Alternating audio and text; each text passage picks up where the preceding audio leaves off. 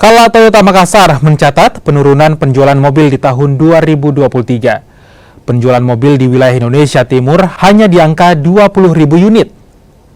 Penurunan penjualan di kisaran 9% dibandingkan tahun sebelumnya. Jenis mobil yang alami penurunan signifikan ada di sektor mobil off-road. Tahun ini diprediksi penjualan mobil belum akan stabil mengingat harus berhadapan dengan tahun politik.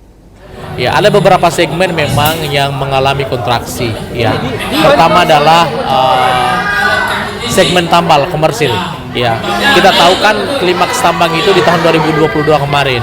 2023 cukup ketat dan itu berdampak di penurunan penjualan di wilayah untuk double cabin.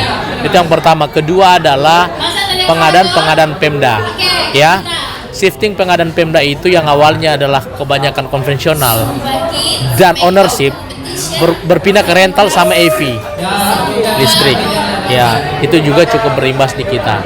Ya, namun secara overall sebenarnya penurunan kami nggak terlalu besar signifikan sih. Masih relatif kurang lebih 1% lah dibanding tahun 2022.